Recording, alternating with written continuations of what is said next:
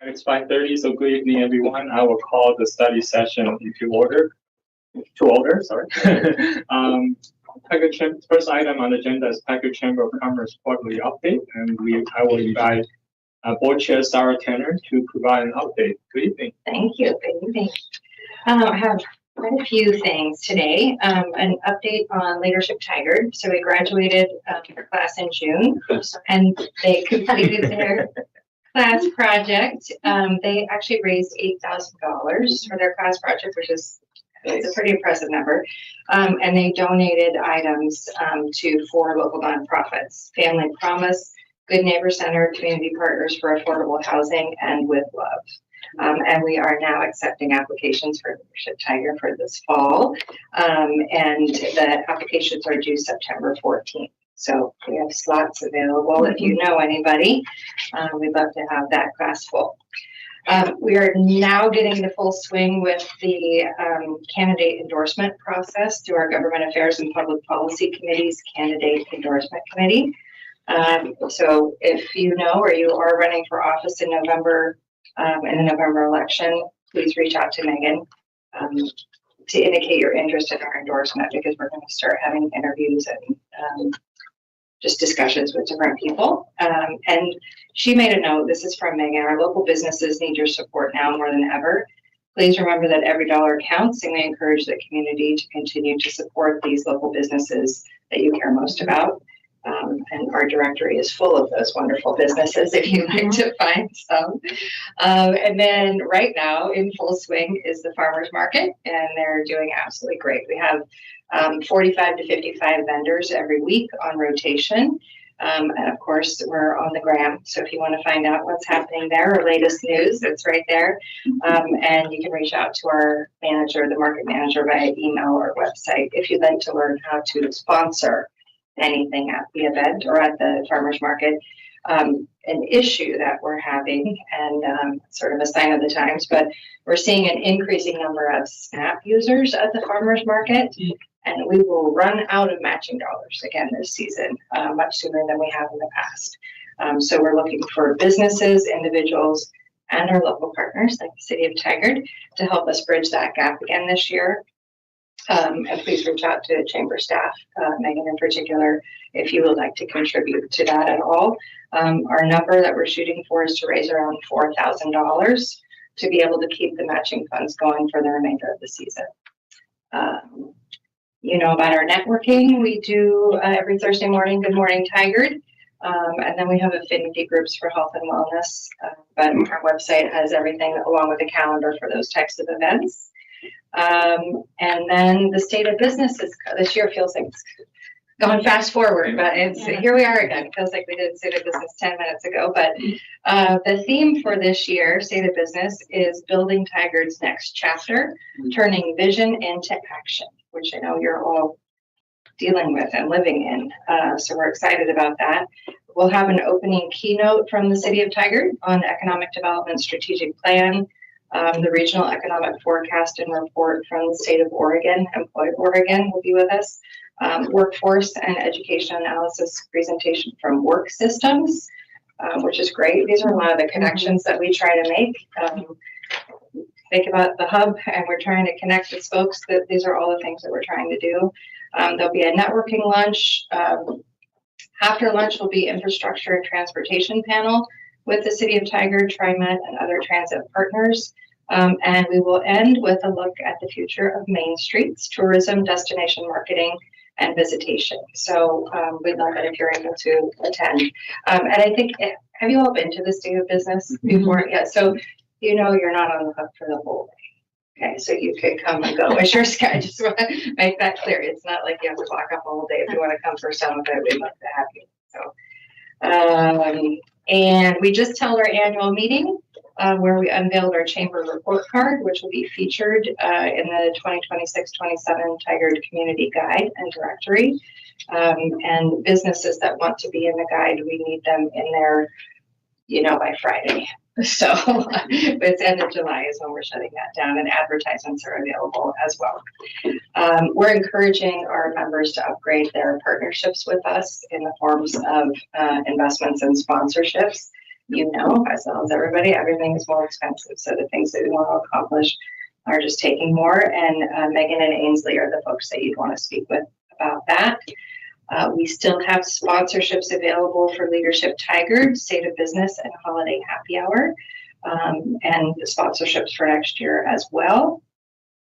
And I think that's it. Lots going on. Do you have any questions at all for me? The State of the Business, could you remind me of the date? I'll look it up on my phone. And Okay, that's okay. Yeah, it's on there. It's on there. I can look on the website too. Totally fine. Yeah. I just realized I don't know if it's in my calendar yet. So. Yeah, Thank you. no, I'm happy to do that for you though. Yeah. Any other questions? No? Okay, great. Thank you very much. Yeah, have a good evening. Next up is Tiger Downtown Alliance quarterly update, and we have Kevin Watkins here to provide an update. Thank you. Kevin Watkins, I'm the treasurer of Downtown Tiger Alliance. On behalf of the Tiger Alliance, we'd like to thank the city for their support and their funding for our activities. So we really appreciate it. We couldn't do it without you. So we appreciate that. When preparing for this, it was pretty unstructured. I do have some comments on 3 topics. I could go ahead and jump in there if you want. Yeah. Okay. Okay, the first topic is inside TDA with the organization itself. We are having preliminary discussions with the Chamber of Commerce about some new relationship with them, or maybe where we a subsidiary organization. And that has been a constant question to me about a relationship. And I said, we're separate, we're subset, we're not really, we're going to try to formalize that with better definitions. So those discussions will be probably starting in the fall here, take the summer off. So that's one thing. We also have a planning committee underway for the third Thursday event, which will be art events. I'm led to believe that that's really got legs, that this is going to happen, and so that'll be another activity for us. Second topic is street fair. Street fair is scheduled for Saturday, September 12th. And it'll generally be the same format as last year. We'll try to close down the areas of Main Street and that. What's different is that rather than the board taking such a high profile, we have committee. We have the committee, ad hoc committee, made up of local businesses and with some support from the board, and they will be driving that. So that is a change. The focus this year. We're going to be on market for artisans, crafters, makers like that. We're going to de-emphasize as much as possible organizations that aren't that. And we are going to try something new. All details haven't worked out. We'll have a free speech area for those folks who are not artisans or craftsmen like that. And we've had some interest from people running for office and like that. That's where we have the free speech area, but not for the main body of the organization. Selfishly keep thinking of how I would take my little grandchildren around with politicians and like that. I think it'd be much better as face painting and little things with the kids. So I believe that's the focus of that. So again, Saturday, September 12th. More information will be following as we gear up. The third topic is the bank project, the First Bank of Tigard. Just by way of review, TDA's involvement is that we sponsored the bank rehabilitation project, and we made application to the state of Oregon, the Oregon Parks and Recreation Heritage Program for money to support the rehabilitation. We received $400,000, which is the maximum that is given. And so we're very grateful of that. And so TDA is responsible for all the reporting and reimbursement requests and like that. And then we will in turn forward that money to the project developer, who is sitting right here, who fortunately just sort of kind of provisionally ran into each other right here in the alleyway. The information I was going to give you was probably 8 to 12 hours old. And so There we go. Kevin will give you information even more current than that, but generally you can talk about the project, the schedule, which I'm sure is very important to you, which you're very curious about that. But there is some website information report that I can give to you, Lindsay, and then you could distribute that to the rest of the people. But again, my information is probably 8 to 12 hours old, so I'm going to turn it over to Kevin right here. You just exited with the planning department, is that correct? Good. So I'd like to just give everyone an update, a quick update on the schedule if you'd like it. I know it's an interest to many of what's going on inside the building. And basically what's inside the building has just been on paper so far.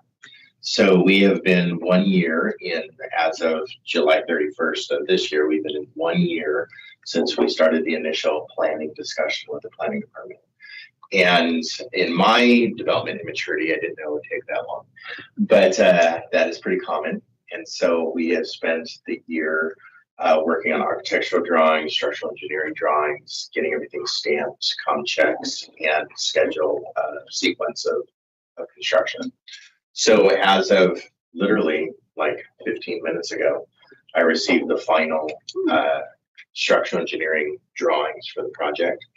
And I just left the building department counter, planning department counter, talked to 2 people in 2 different departments, and got basically a schedule of permitting. So we're about 4 weeks out from getting a building permit.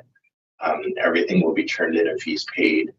And that is the first stage of the project. So of course, we have that actually completed. SMG has been Smith Monroe, has been our structural engineers. First 40 Feet has been our architect and our efficiency design modeling. He's been a fantastic organization. And Randy Magley, who is our construction. So schedule of operation is first sequence is just post and beam to replace the post and beam that's in there, to do the joist work and the ceiling and roof joist work. And then the roof goes on, and we receive generously the facade grant from Tigard as well, from the TCAC board approved that for us. And so we received that in conjunction with the grant. So there's kind of a relationship with grants that has to happen with that grant and the 2 grants. But that is $50,000, 25 matching. And so that will pay for, there's a $90,000 redo on the front end of the building. So the facade will have new canopies, new lighting, new signage, tuck pointing for all of the brick is being re-tuck pointed, and new entries. So there'll be an ADA entrance. So it's all ADA compliant once we're done with the new entrance that used to be the old entrance to the 1919 bank. So that will be reinstalled, dividing it into 2 limited service restaurant spaces. So our hope and our advertising marketing has been to limited service, meaning pizza places, ice cream shops, delis, small service counter, order at the counter, pick up, sit down, small seating under 49 seats in each side. Firewall will split the 2 sides so that we could have 2 different style of occupants, so a restaurant and a bookstore, a restaurant, toy store type of thing. So we're hoping that within 9 months, October, we'll be dry in. So that means the roof, and we're dry on the inside.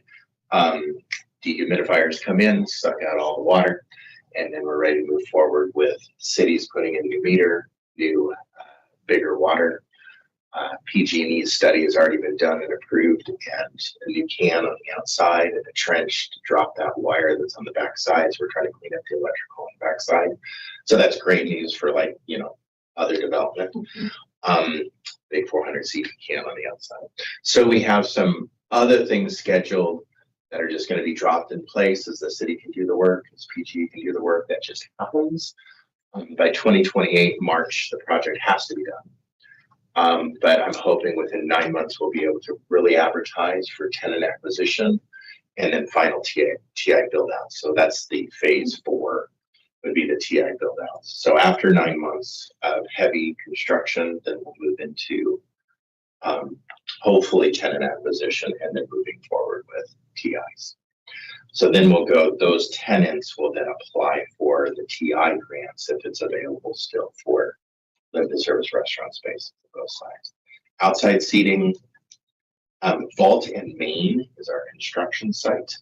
So Vault, VAULT, and spelled out Main, MAIN, Vault and Main. That shows all the updates. So you can look at pictures and look at, whatever you want to look at. As we update, we'll put more pictures. But that's what we're doing, and that's the scope. We'll have 2 new and viable and wanting to rent to people. I know that we have some spaces on Main Street that the people don't want to rent for some reason. We want to rent these, and so we're hoping to create a nice ecosystem of commerce and economic vitality along that strip and get rid of our missing tooth. They call that a missing tooth, the building, our bank building. So we're going to replace the tooth with a nice gold crown. So everyone can see it. All right. Anyway. Well, So much. thank you. And Yeah. for the record, it was Kevin Bates. Yes, Kevin Bates. Yeah, All right. so people can see you. Thank So, you. Yeah, thank you so much for the update. Yes. And so, yeah. All right, so let's move on. Thank you very much. Yeah, thank you. Yeah, Take care. Exciting to see that. Yeah, Yeah, me too. all right. It's So locked off. next on item great timing. is Tiger Housing Plan and Construction Exercise Types presentation, and we'll have Housing Plan and Miller to present.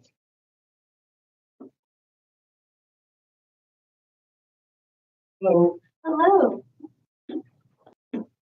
Good evening, Mayor, Drew, and Council. My name is Trinity Miller, Housing Planner, and during the study session today, I will preview an introduction to the Tiger Housing Plan work, an overview of the tax, and highlight the nexus between the housing plan and construction excise tax in advance of the August 11th City Council meeting.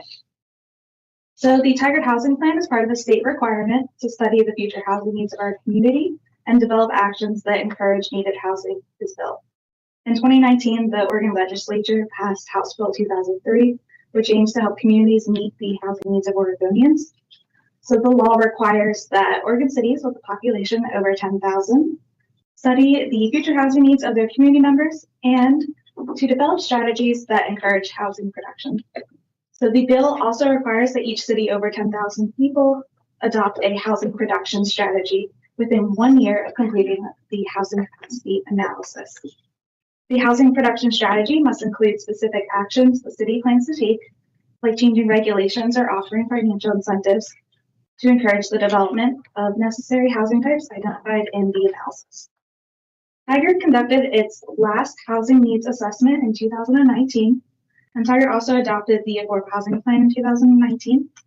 The Tiger Housing Plan project kicked off in June of this year and is expected to be complete during summer of 2027.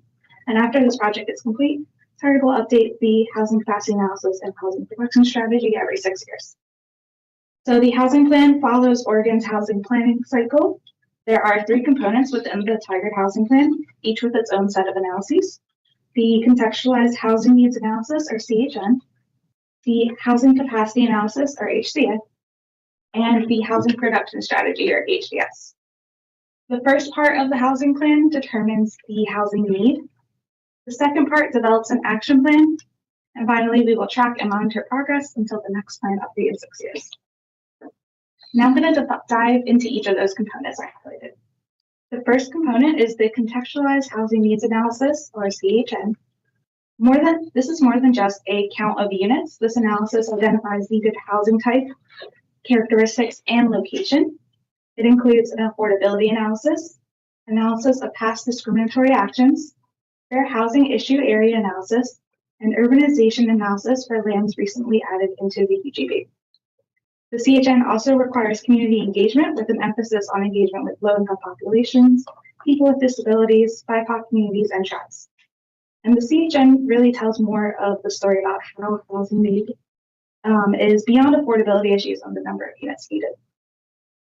The second component is the Housing Capacity Analysis, or HCA. The HCA was formerly called a housing needs analysis. This analysis estimates the capacity of buildable land for housing in Tigard and will identify if the city has enough land to meet housing needs for the next 20 years. The HCA includes a buildable lands inventory, which looks at how much land is available for additional housing, including vacant land and redevelopment opportunities. Residential land needs analysis, so how much and what kind of land is required to support the development of needed housing. And these help us determine land sufficiency. So land sufficiency compares that buildable lands inventory and the residential land needs analysis to answer questions like, if there's a shortage of apartments identified, is there enough land within the city that allows for the development of that housing type? The third component of the Tigard Housing Plan is the Housing Production Strategy, or HPS. The HPS is a citywide action plan with a set of specific actions the city plans to take, which will make it more likely that the housing needs identified in the HCA are actually built.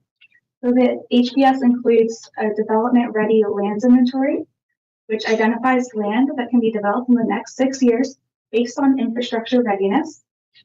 These are really areas where the city can focus some of the action selections for housing development. It also includes equitable engagement with housing producers and developers, action sheets, which will clearly describe the actions selected, the needs that those actions are meeting, and the implementation steps for those actions. And the development ready lands inventory is actually strongly aligned with Council Goal Strategy 1.1's direction to balance the infrastructure capacity needs of the city when developing a housing strategy. Just some brief examples of HPS actions could include changes to a zoning map or code, providing direct support for land banking, financial incentives that support the development of needed housing like tax exemptions and SBC reductions, and policies that make land development ready, such as infrastructure improvements. So the HPS progress will be clearly tracked, and the city will also evaluate the progress and effectiveness of the HPC actions at the midterm checkpoint, so 3 years into this period. The mid-cycle report will be an evaluation of the strategies implemented in the HPS. This allows the city to identify which strategies are having the intended outcomes and identify any areas that require some course correction. It's an opportunity to also request the implementation timeline extension or to replace an action. The state will also review the city for the acceleration program referral at this time if the city is failing to make progress. So, in conclusion, the Tigard Housing Plan will deliver on Council Goal Strategy 1.1 to develop an inclusive housing strategy that increases the variety of housing types while balancing the infrastructure capacity needs of the city. This work will help the city clarify a vision and policy measures that directly respond to community needs, outline a practical plan to create meaningful change, and achieve the outcomes the community needs. Any final policy decisions are at the discretion of City Council. Now I'll move on to talking about the construction excise tax and how this ties in. Construction excise tax on commercial and residential improvements was established to provide funding for affordable housing in the city of Tigard. The CET was an action implemented from the 2019 Affordable Housing Plan. In this context, improvement means any improvements to a property that result in either a new structure, additional square footage added to an existing structure, or additional living space. The city's CET enabling municipal code is based on the language in the enabling statute. Each person who obtains a permit to construct commercial or residential improvements in the city must pay a CET in the amount of 1% of the value of the improvement. Improvements with a value of less than $50,000 are exempt from payment of the CET. And there are other CET exemptions, including for affordable housing, accessory dwelling units, improvements to structures that were destroyed by unintentional means like a fire, middle housing, school improvements, hospital improvements, public improvements, religious facilities, long-term care facilities, residential care facilities, and continuing care retirement communities. There are quite a few exceptions. The expenditure of CET funds is outlined in Tigard Municipal Code 3.90. In short, the city may retain up to 4% for administrative expenses. After deducting the administrative fee for residential CET, 15% of that is remitted to OHCS of the state. 50% of the funds are used for incentives for the development and construction of affordable housing, and 35% of the funds on programs and activities related to affordable housing. Then we'll also look at, after deducting the admin fee, 50% of the net revenue from the commercial construction excise tax funds programs of the city related to housing. The CET is one of two key funding resources to accomplish actions that the city selects in the housing production strategy to incentivize the development of needed housing. Tigard's housing plan project's equitable engagement started in July, so earlier this month. Equitable engagement is split into two phases, and it builds upon the input that we've heard from other long-range planning projects like Tigard Home and Terrace 2.0. The first phase of equitable engagement will focus on determining the city's needed housing. This will gather input on desired styles of housing and barriers to living in one's preferred housing. And the second phase of equitable engagement will focus on housing producer engagement to determine which actions would support building the needed housing. Currently, a survey is live on the Tigard Housing Plan webpage, and other tools in the equitable engagement plan will include focus groups, interviews, and engagement at events. So, at the August 11, 2026 City Council meeting, I'll provide a more detailed briefing on the components of the Tigard Housing Plan and expected outcomes. But during tonight's study session, I just wanted to present a preview of these components to gather council's initial feedback, concerns, or questions ahead of the meeting, and I'm ready to answer any initial questions or note them to gather more information. I'd just like to clarify. Please say your name. Oh, sorry, Jake Schleck, Tigard City Council. Attorney, thank you for the presentation and all the detail around it. I just want to make sure I'm understanding council's role as part of this process. Based on what I was reading in AIS and what you said, my understanding is that by law, by statute, we are required to conduct these analyses. However, it's at the council's discretion on the implementation of the findings of these analyses. Is that accurate or not? By law and by statute, we are required to conduct these analyses and reports and select actions that the city commits to implementing. Thank you. So yeah. So so basically, it will come back and then it'll all be in the council's court in order to address the findings. Yes, all policy decisions will remain at council's discretion. Okay. Thank you.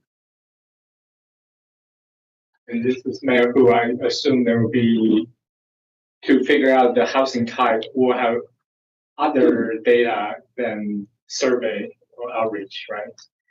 Yes. Okay. So preferred housing type is based on a lot of the analyses that I have previously discussed, so I can dive further into that as well. And also my question is, we are setting these goals, different cities are setting these goals for ourselves. So you don't have to answer right now. I'm just curious of how do we make sure that we are not setting goalposts above or beyond or below other cities? But you don't have to answer right now. That's just my concern. How can it be objectively set? So all the cities are on the same playing field. I mean, I know that different cities have different situations, but I'm just looking forward to that. How are we all doing the same thing among different cities? Yeah, thank you for sharing that. Yeah. And perhaps also, I'm curious, given we've been on this road, Councilor Jeanette Shaw, that we've been on this road of housing for 7 years, and we know that City of Tigard has been innovative, creative. We know what housing types pretty close to what we've needed because we've been building it for the last 7 years, including multiple units of affordable housing.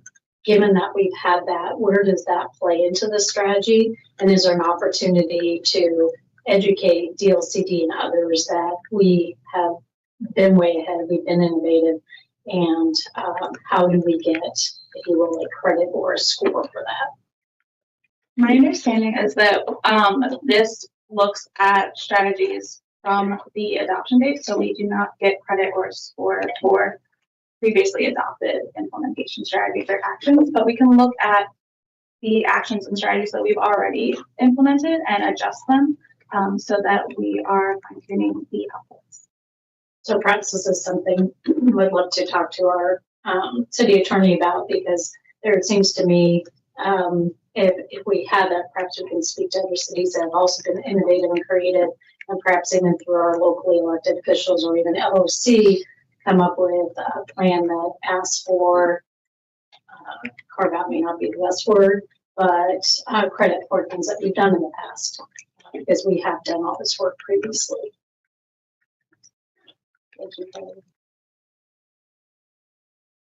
Councilman Anderson, are you doing this all in-house or do you have a consultant? Oh, great question. So we received a grant award from the state to support this work, and with that, we have hired a consulting team. I've been Northwest Students also supporting the analysis. The state provide $7 million. That's gone to 86 different cities to pay for this because they mandated it. The state did Does that provide, cover the full costs? yeah, so the state did provide awards. I don't know the exact number of cities, but we did receive 2 awards for both the housing capacity analysis and housing production strategy, which is unique, and it does cover the full cost of consulting. I think, Mayor, I think Metro Council President Gonzalez sort of mentioned to me there's Metro grant available for housing study or housing planning. I don't know if that's something you're aware. I guess something you can look into. Okay, Council Robbins, I see you. Thanks. Go ahead. Hi there, thank you. I just want to reiterate what Mayor Hu and Councilor Shaw said and kind of add that it's a little concerning to hear that we don't get quote credit for what we've done in the past. And I understand that just because we did stuff in the past doesn't mean we get a complete pass on continuing our housing strategy. I would think that we ought to be able to get recognition or credit or whatever words you want to use there for what we have done in the past so that we aren't starting at the same starting point as other municipalities that have not done much to increase affordable housing and variety of housing. So I do encourage staff to look into that and make sure that we are positioned as best as we can moving into this. Thank you. This is Councilor Shaw. Thank you, Councilor Robbins. I would concur in that as well. Other questions or comments before we move into August 11th? All right, thank you so much for your presentation, and the study session is over, and we will be back in business meeting at 6:30. So thank you. Thank you. Thank you.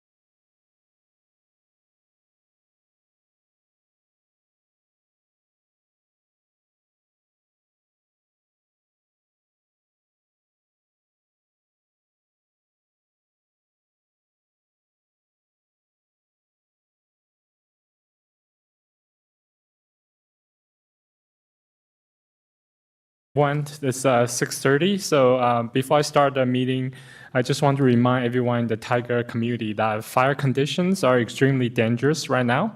According to the latest reports, wildfire have already burned more than 1 million acres across Oregon this year. So please be especially careful and avoid any activities that could accidentally start a fire. We do not want to add to the burden already facing our firefighters and emergency responders across our state. And I also want to take the time to thank the firefighters, first responders, emergency personnel, and everyone working to protect our communities.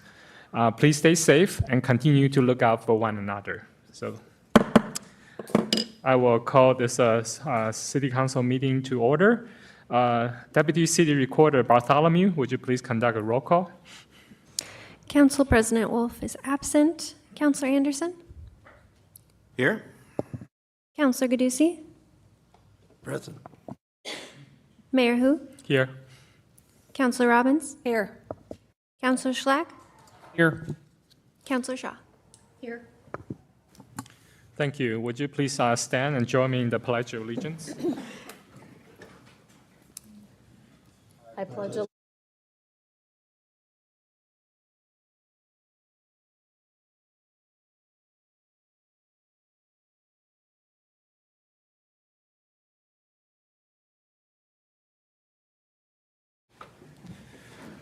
Council member and city teammates, do you have any non-agenda items? Seeing none, let's move on to public comments. The public comment period provides an opportunity for members of the public to address the City Council. While it is not a dialogue, either I or staff will follow up to address the issues brought forward in these comments. The calling number is 503-966-4101, and those wishing to comment should call now to get into the queue. Anyone present wanting to comment should sign up on the public comment form at the front of the room. There were 4 written public comments received by Monday noon deadline. Topics include concerns with the Community Development Block Grant, CDBG, Tiger's lack of disability forward housing infrastructure, and the next step for the Tiger Police and Public Works Facility. So let's move on to in-person public comments. So when I call your name, please come forward. And Mr. Van will put 2 minutes. Mr. Van, would you please put a 2-minute timer on the screen?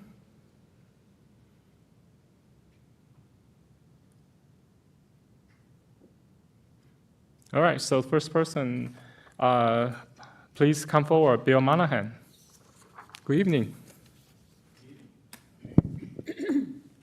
Please state your name and where you live, and you have 2 minutes. Thank you.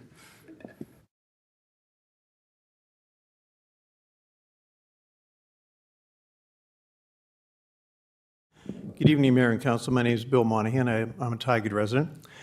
I submitted public comments, including a letter with several questions to you that should be answered before the council and staff proceed with direction on public facilities' next steps.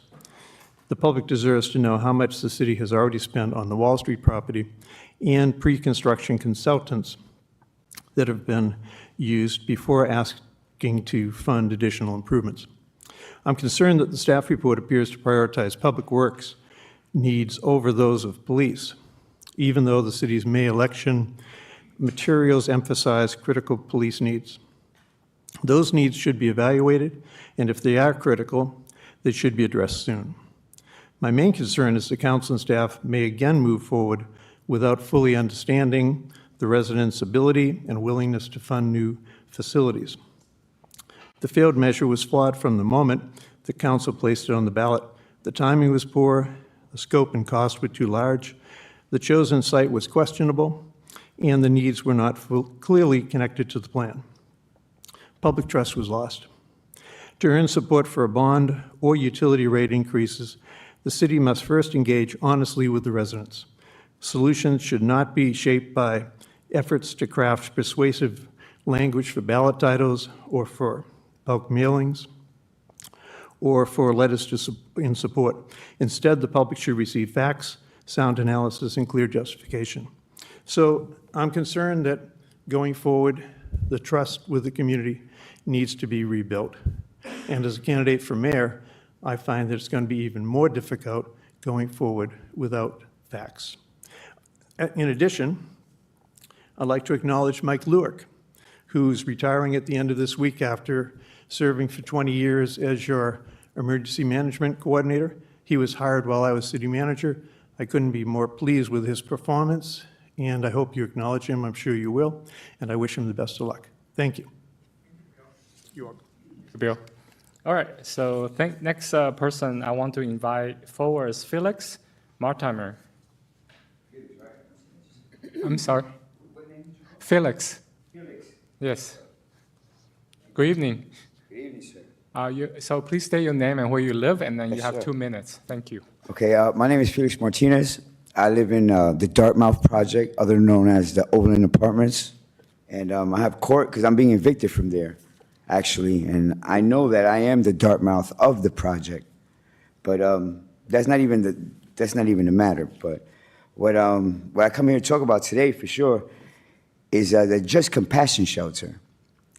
They do good work there, and they have a building coming soon. But it's like the people they're feeding that don't stay there are oozing into the streets of Tiger, right around that area. About a week ago, I got pepper sprayed for no good reason.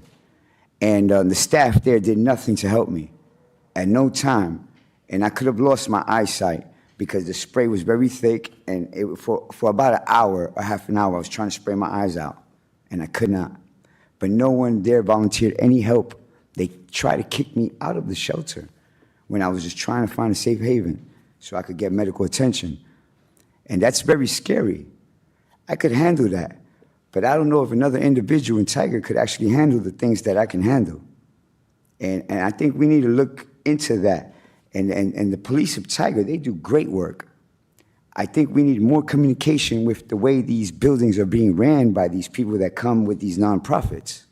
And we need to secure the people of Tiger, because Tiger's a beautiful place, and I don't want to leave Tiger. But these run-ins, like the eviction I'm dealing with, and these people from that shelter that's hanging around, they feed the people, but then it's time for them to go. If they don't want a program, I really believe they should not be just loitering the streets like that. That's something we could probably communicate with the shelter. Like I said, Police Tiger, they have enough to work with. You know, they do very well. And one other thing, when I walked in, I did hear, you know, all these projects for housing and this and that. So I just wrote something down really quick that could probably help some people there. You're 2 minutes up. Can you wrap up really fast? Yes, sir. Okay. Just some type of work program for those that have vouchers, or for those people that you're building these new buildings for tenants to come in. Some of them will be low income, and they're going to need vouchers, and they're going to need assistance from other programs. But I think our job is to put them on their feet. Maybe have a work program for them when they slip off or something like that. I mean, I could get into more details, and I'll write it down. I'll wrap this up. Thank you. And I don't see your contact information. Would you like us to respond to your comment? Yeah. So can you provide your contact information with our deputy city recorder? So thank you. All right, so let's move on to phone or video public comment. Mr. Van, are there any callers in the queue for phone or video testimony? There are no callers. Thank you. All right, let's move on to city manager report. Our city manager, Rager, will give a brief report. Hello, city manager. Hello, Mr. Mayor and council. Good to see you. Tonight, I've just got a couple of things. No slide tonight. I just want to give you a quick update on Universal Plaza and the splash pad. So our staff met with what I'm going to refer to as a technical advisor. This gentleman, we got some advice from him during the design process, found him to be very helpful. We called upon him again to take a look at the situation, and he's come up with what appears to be a workable solution, but that he's not the one that would end up developing the plan. So the next step is presenting that proposed solution to our contract engineer on this project, and that's the Carollo firm. They'll take a look at that. If they agree with it, and the next step would be for them to actually develop the plan and the specifications for that, that would then get submitted to the Oregon Health Authority, OHA. And that's ultimately the approval we need to be able to move forward. So we look at that as good news, that there's a potential solution, and now we'll work that through the process of getting that through our engineer. So for this summer, it's still going to be closed. So hopefully we can, this gets worked through and gets approved by OHA, but we'll keep the council, keep the public up to speed as to what's going on there. The other thing I want to mention, I appreciated Mr. Monahan mentioning Mike Lewick. Yes, Mike is retiring. I got to be a part of hiring Mike back. I keep forgetting the year we hired him, but Mike has taken the emergency management program for the city and just elevated it substantially, and largely has been a one-person show the entire time. I would say as an organization, we're in a much better place than we were then. He was involved in getting the CERT program started here and developed, and then it was able to take off on its own. And so we're happy for him. It's bittersweet, of course, to see someone go, but we're happy for him. And there will be a celebration for Mike on Monday at noon, and I think that'll be in our Public Works Auditorium. So you're welcome to attend if you would like. So that's the end of my report tonight. Thank you. Question or comments? Yeah, I worked with Mike when I was on CERT, and he's a great guy, so thank you for the invitation. All right, so let's move on to next item on the agenda, which is Tiger Police Department report, and Police Chief Rogers will give a brief report. Good evening.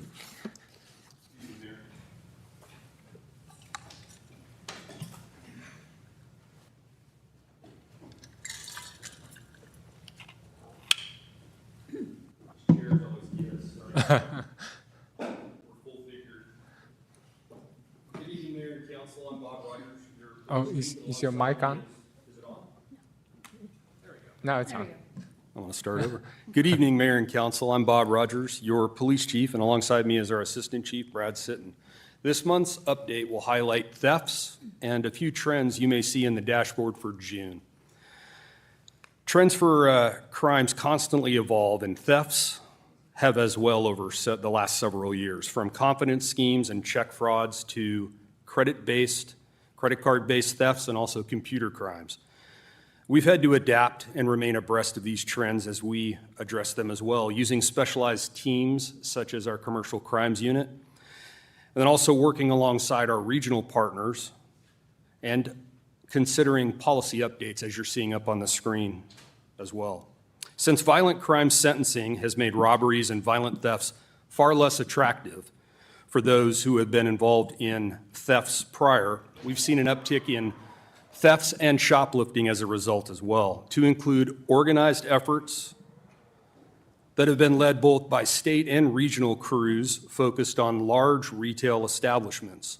The Law Enforcement Council and the District Attorney's Office have a unified policy statement supporting a presumptive arrest for thefts within the county.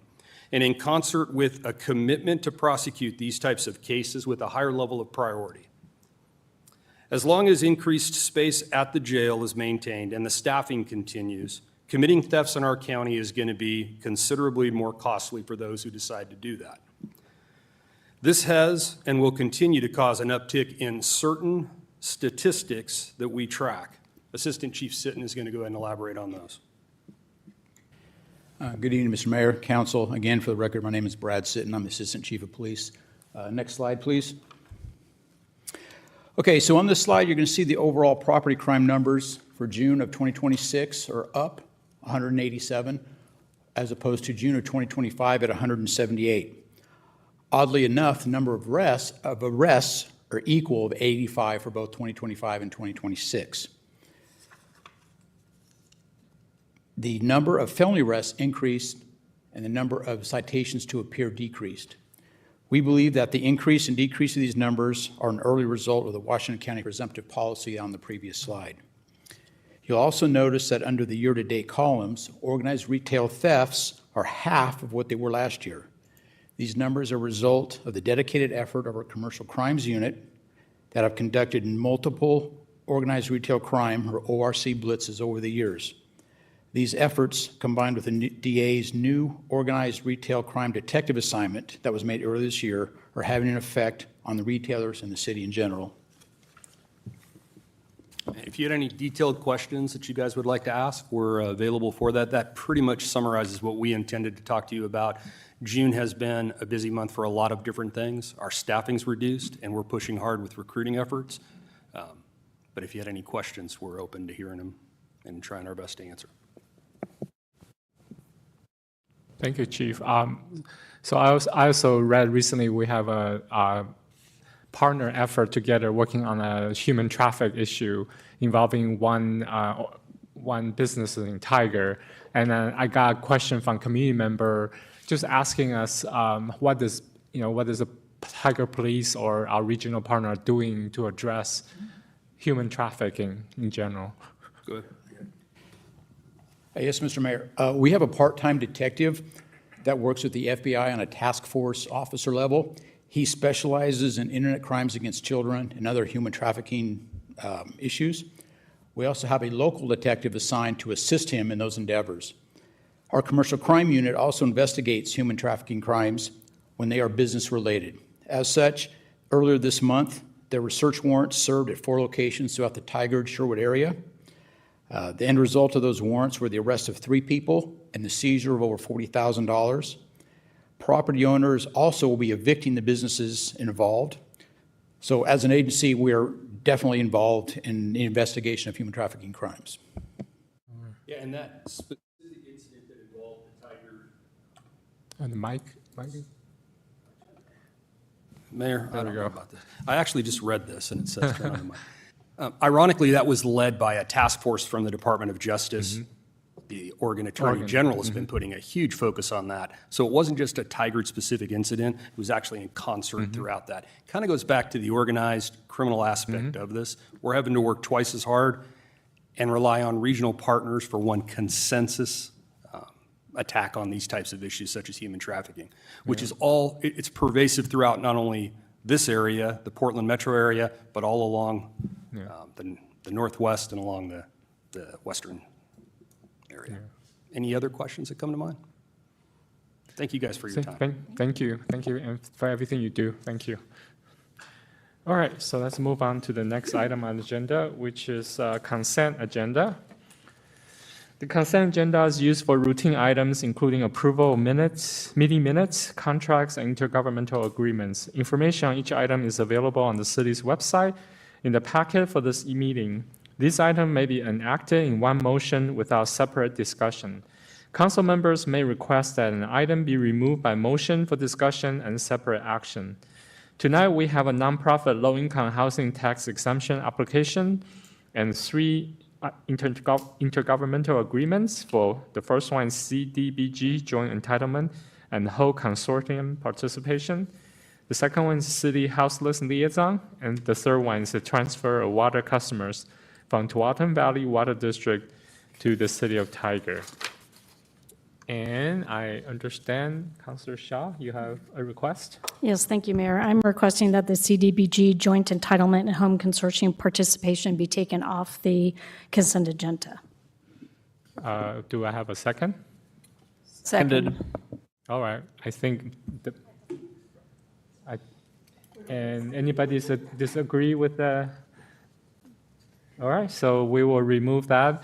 Let's move on. So let's first vote on the other item, which is A, C, and D. So do I have a motion? Mayor, I move to approve consent agenda items A, C, and D as presented. Is there a second? Second. All right. Moved by Councillor Schlack and second by Councillor Robbins. Any further discussion on the 3 items on the consent agenda? Seeing none, all those in favor say aye. Aye. Opposed, say nay. So the consent agenda item A, C, and D are have been adopted by unanimous vote of the council present. All right, so let's move on to item B, which is considering resolution to approve IGA with Washington County for CDBG joint entitlement and whole consortium participation. And Housing Planner Miller is here available to respond to any questions. So Housing Planner Miller, would you please come to?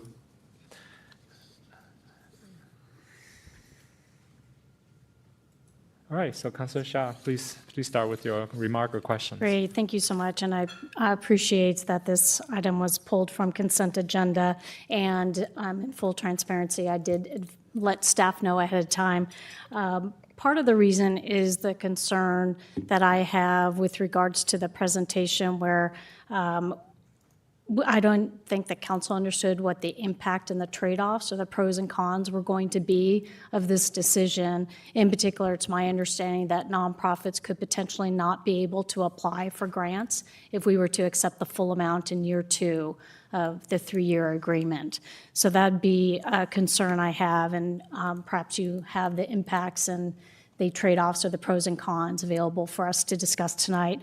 And then also I'm concerned that potentially there could be a crossover of staff providing policy as opposed to the council providing policy, because within the resolution in the 5th whereas, it talks about with the recommendation of its adopted affordable housing plan. And this council has not had a discussion that those dollars would go towards the affordable housing plan. So I think that the council's policy decision-making has been removed in this case, and that is also of concern to me. Thank you, Mayor. Good evening, Council and Mayor Hu. My name is Trinity Miller. I am your housing planner. I am ready to address the pros and cons in the first remark, and I'll defer to our Assistant Community Development Director, Skylar Warren, for the second point. And regarding the entitlement, if the council decides to elect to retain 15% of the entitlement that was previously allocated towards the county's competitive pool for public facilities and public infrastructure projects, then nonprofits within the city of Tigard would be ineligible to apply for that competitive funding pool. Instead, any application would be at the discretion of City Council. The pros to this is it provides greater oversight and direction from City Council over public facility improvements within the City of Tigard. That decision-making authority is currently overseen by the Policy Advisory Board through the Washington County. It also allows for greater flexibility to administer large-scale public facilities and improvements projects within the city.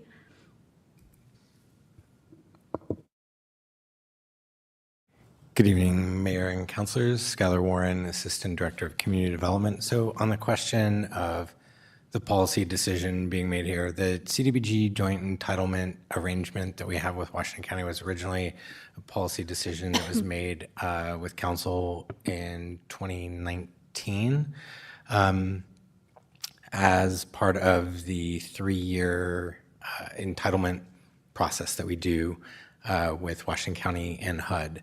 So with every 3-year cycle, we look at the question of whether joint entitlement still makes sense, and we bring that question back to council. And so this item, as well as the previous briefings on this, are the policy decision to be made. Staff recommendation is to adopt as proposed, but certainly we welcome policy debate about the merits of the decision that is before us. And to be clear, the The change is to the allocation. It was an arrangement that was discussed very late breaking with Washington County within the last month. So there was not time to bring that to council, and so it's part of the resolution. If council wants to stick with the status quo, that is a perfectly acceptable option. It won't impact anything other than the two outcomes that Trinity covered, which are that we would get less CDBG allocation money, which would be a decrease in our capacity to apply that to policy outcomes that we might identify in the housing plan.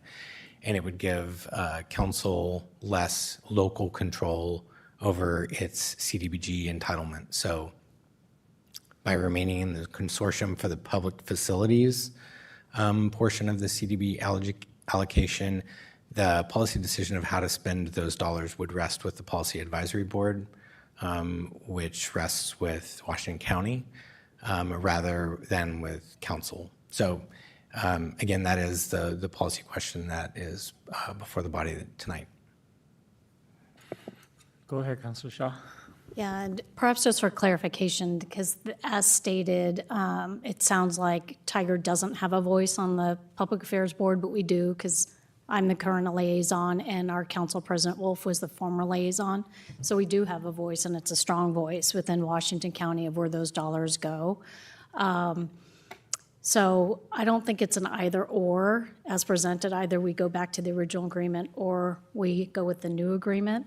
I'd like to see if there's a policy discussion that we could have, that if we do accept all those funds in year two, which is approximately, my understanding is $525,000 as opposed to the $125, $135 per year, that those dollars could be used flexibly, not just for the housing production plan, but could also possibly used for if there is infrastructure needs for a nonprofit, let's say, because we know that current CDB dollars have gone to two former nonprofits in our community, both Just Compassion and Good Neighbor, for facilities upgrades. So that is a policy discussion. If there's a third item, and looking at you, Skylar, if that could be a third item for discussion as opposed to an either or.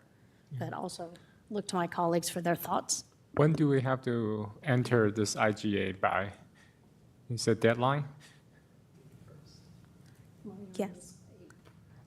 The deadline to enter the IGA would be July 31st, yes. So have we complied with the July 8th deadlines? There were two deadlines.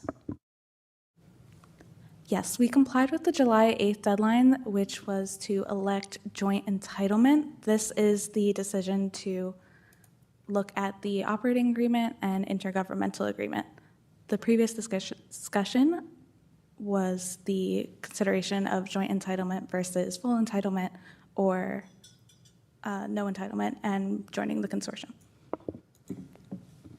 Well, I remember the previous presentation, I was not made aware personally of the drawback of our nonprofit will lose, their ability to apply grant directly from the county.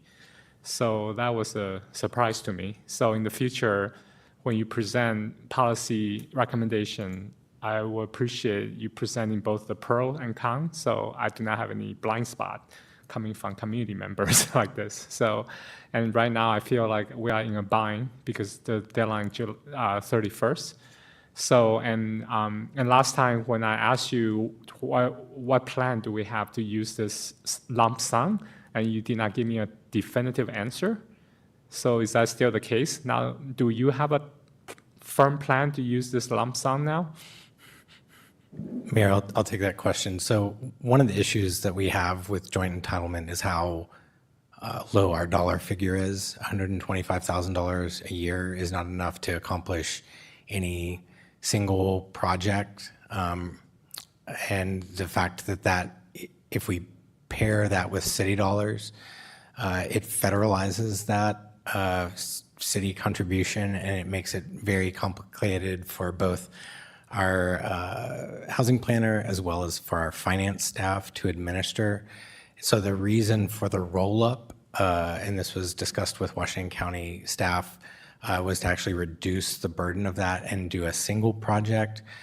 Part of the reason that we don't have a project identified is we have considered with engineering staff the case of could we do sidewalk infill. Even at $525,000, it's not quite enough to do that kind of project. So we've been looking at other creative ways to utilize those funds, including acquisition and disposition of property for the purpose of housing development. And the reason the housing planner was not able to, commit to a specific outcome there is because we don't have a specific outcome. We only got agreement from Washington County to go the route of rolling the funds up in year 2 months ago. And so what the housing plan is doing is setting out a roadmap of housing policies that the city will implement that will foster housing development to meet those identified housing goals from our housing capacity analysis.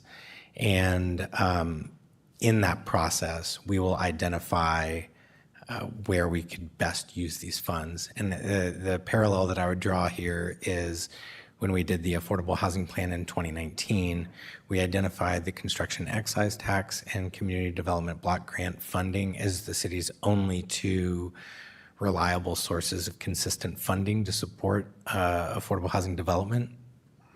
And then the rest of the measures in that affordable housing plan were methods or programs that could utilize those funds. So an example is our affordable home ownership program. As we go into this new housing plan, we will have to consider things like land banking. These dollars could be used for, granted it would be short-term land banking, but it would be land banking nonetheless because we would be locking up the land and then disposing of it to a developer. So there just simply hasn't been time to identify those programs that we would put it toward, but what we can say definitively is that the single year allocations of about $125,000 are too small to actually make any meaningful impact in terms of our policy goals from council. Councilor Robin, go ahead. Thank you. And I want to thank Councilor Shaw for pulling this because I was going to ask the same thing, but you're more prepared. I have similar feelings to what we've already talked, so I won't go over that a lot. I will say I find the numbers that are being reiterated to be a little bit confusing. Our nonprofits are saying that changing this would get us about an extra $40,000 a year, total increase of $120,000. Yet then there's a note in the previous slide deck from June 23rd, slide 11 says city receives all funding for fiscal year 2, fiscal year 2028, but there's no amount listed there. But then we've said it's about $525,000, which sounds confusing to me because this year is only $125,000, or generally every year it's $125,000, which would be about 50%. So I don't understand how that turns into $525,000. And I understand what you're saying, say it's very complex. But so when I would just ask that when we have these presentations where we're being educated on something that we may not know about, we don't do this every day for our job. We have to know a little bit about a lot of things that we can get tables with numbers. You know, it doesn't have to be super complex, but if you do this, you get this. If you do this, you get that. So that we can see these numbers and truly understand. And so that way, when a member of the public comes to me and says, well, you're only going to get an extra $40,000 every year, if it's actually $525,000, I can then say, well, no, actually, even though this year it's this amount, next year it'll be that amount, right? And so I can speak intelligently about these things. And I would just reiterate that I've said this before. We don't know what we don't know, right? You're telling us what we need to know to make these decisions. And like has been said, the previous presentation didn't say anything about really any pros and cons. There was a little bit about, more direct control, which is great, but I would also reiterate that we do have a member on the advisory board. But so in a way, I want to say that I appreciate the process of having the presentation in June, that then we had time for the public to reach out and say, hey, wait a minute. And I am very concerned about changing this because even if we do get $525,000 next year, which could be a great windfall for the city when we have significant shortfalls, my understanding from your presentation is that those funds can only be used to acquire or dispose of land for affordable housing and sidewalks. That's what the presentation said. And again, I'm going off of what you guys are telling me. Whereas I have heard from Tualatin Family Promise, and their building needs waterproofing. It's the two projects they're facing right now include a roof sealant replacement and the building envelope replacement. Estimated cost for both is $2.1 million. So even if we got all that money, we can't use it for that project. And that's not our project, certainly, but they are a great partner to the city. And if that family shelter closes, we will have a large influx of families who suddenly are homeless again. And that will invariably fall on city staff and police to help manage that. And so those are my concerns. And if we have to make a decision now, which it kind of sounds like we do because the deadline is Friday, I would advocate for sticking with what we have currently until we know more and can better understand, and perhaps we make a different decision in 3 years. Councilor Schlack. Mic was already on. Thank you, Mayor. So I just want to confirm, just reading through the resolution, just trying to wrap my head around a lot of the remarks that were made this evening. Suppose we get, the full allocation in year 2. Who has the discretion to ultimately decide how those dollars are spent? Is that a staff discretion as part of the normal budget process? Would that look like coming back to council? Would that where would those dollars be decided upon?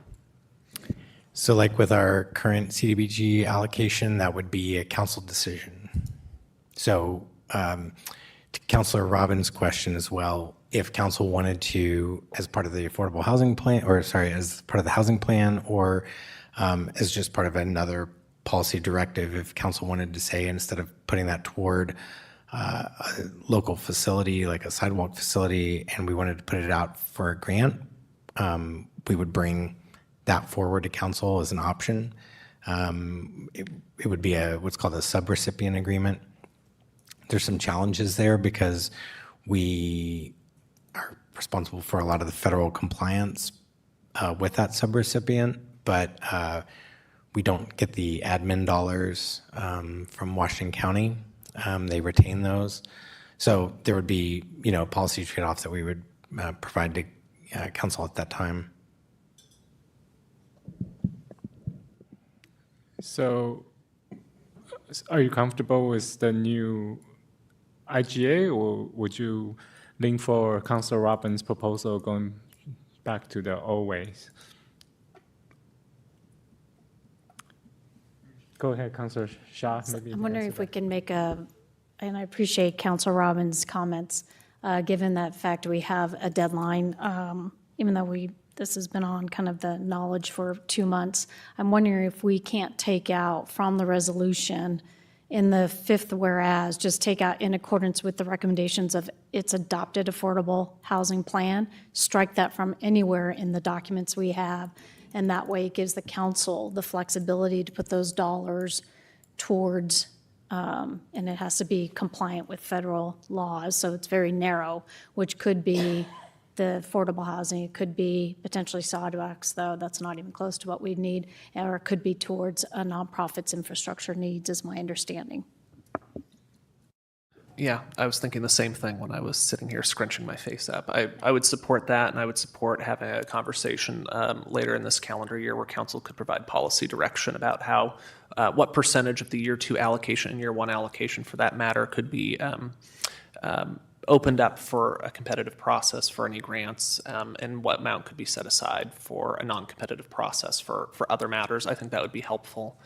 just if council does have final discretion on how those dollars are spent, having a conversation where we can provide that guidance.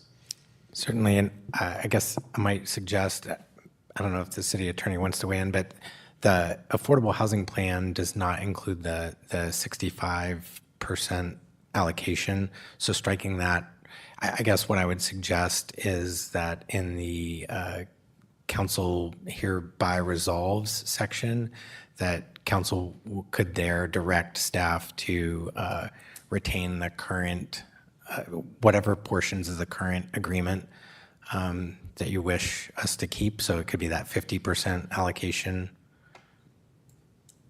I think, because I think that is the critical concern that I'm hearing. That sounds good. Skylar, can I ask a clarifying question then? So when it says with the recommendations of its adopted affordable housing plan, is that our plan or is the Washington County plan? Because it's not specific here. It's our plan, and the whereas statement is essentially, carrying over the same whereas statements from when we did this in 2020 and 2023. Because it was the affordable housing plan that first recommended that we enter a joint entitlement. So when it's referencing that in here, that is, the affordable housing plan is still the effective, housing plan that we have. And so it's referring back to that because joint entitlement is part of that recommendation. But that affordable housing plan does not have a specific allocation recommendation in there. So if that portion is removed, does it change then? Because the whereas would go to let it be resolved. So even if we struck recommendation, if it's a adopted affordable housing plan, is this resolution dependent upon that last 5 or 6 words? I mean, I guess there's two options. One is to put in information in the hereby resolved part, but also, I mean, we can share the copy of the IGA back with you. We've heard very loud and clear what council's, I don't know if you intend to take a vote ultimately on which option to choose, but whatever option you choose, we will implement that at the signing of the IGA, the drafting and the final signing of the IGA. Because the reason why I'm asking for clarity is because the dollars would be received in 2028, and we potentially will have some new counselors at that time. And so having been on the last council where there was some less than clear guidance from whether it's resolutions or even our charter on particular issues, I would just want us to be as clear as possible for the next council. And so that's why I think if we keep that with the recommendations adopted affordable housing plan and then have, and therefore let it be resolved, they could be contradictory. And I know we can come back and look at tonight's exciting public hearing, but I'm not so sure how many people would actually do that. So look to you, Skylar, just on thoughts. City Attorney Rehala, please. Council, if I might make a suggestion, the next item is a briefing. I'm happy to meet with the CD team offline, and we can hash out some options for council and bring it back at the end of this meeting. Okay, so we will stay tuned, and thank you for the discussion. Let's move on to the next agenda item. So we will have a briefing on an updated intergovernmental agreement with Clean Water Services, and City Manager Rager will provide the staff report. Thank you, Mr. Mayor, Council. Yes, I'll give a briefing tonight about the efforts toward an updated operating IGA between Clean Water Services and all of the cities in Washington County. We cities serve as co-implementers of the permits that govern sanitary sewer and stormwater programs. So the operating IGA is very important to clarify the roles and responsibilities between the parties. The operating IGAs outline the operating, financial, and overall working relationships between CWS and the co-implementers.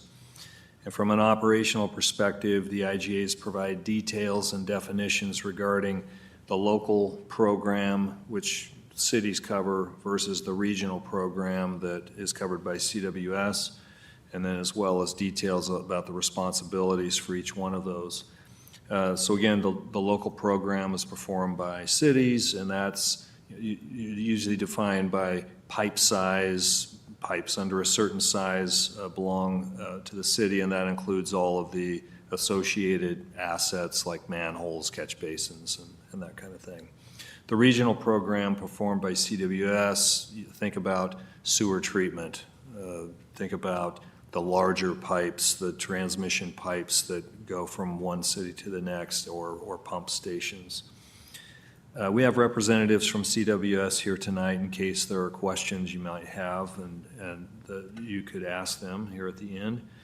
As I mentioned in the agenda item summary, the city has enjoyed a very positive and productive relationship with CWS over the years, and that relationship is unique in the country. Most cities of our size must manage their own stormwater, national stormwater or sanitary sewer permits, and CWS serves as the permit holder for each one of those. And so it's, from my own perspective, I think that's a great thing that, and it's a very collaborative relationship between the cities and CWS. We're very much a part of the development of IGAs or the amendments that come along the way.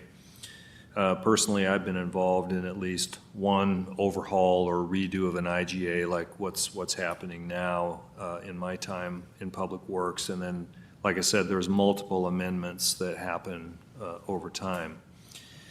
So the cities and CWS agreed a few years ago that the time was right for a fresh IGA, so that began the long task of updating the agreement to a form that all of the cities could agree on. CWS began meeting with cities in a particular order, and it just so happened that Tigard was not first. So other cities like Beaverton and Hillsborough, I would say, probably did the heavier lifting on negotiating and working out the details of the IGA. So by the time it was our turn, the agreement was really in good shape. So our review was pretty simple. The key updates that are in this new IGA are elements such as creating an even more collaborative relationship, providing the co-implementers with greater clarity around expectations for sanitary sewer and stormwater management within their jurisdictions, includes opportunity to do sub-basin planning and defining the roles for coordinating with CWS in those cases. Clarifying asset ownership and maintenance responsibility and methodology for asset transfer. One example of where that comes in is when annexations take place. The assets that are within that area that then comes into the city, those have to be transferred to the city. Updating the fee structure for utility billing and permitting. There's a new approach for utility billing. Cities have been providing, the cities have taken care of the billing for CWS for the regional component. So we collect both the local and regional component and then transfer that regional component to CWS. So there's a change related to compensation that I'll talk about here in a moment. Another update is updating the operating procedures for dispute resolution, amendments, governance, termination, and indemnification. And then meeting annually for more efficient coordination and communication. So those are the key updates. On the utility billing piece, the cities and CWS agreed that the cities should receive some compensation for taking care of that regional component. And so the finance directors of the cities have been meeting with CWS toward an agreement as to how that would work. And yesterday, Finance Director Kang and I attended a meeting at CWS with all of the cities represented.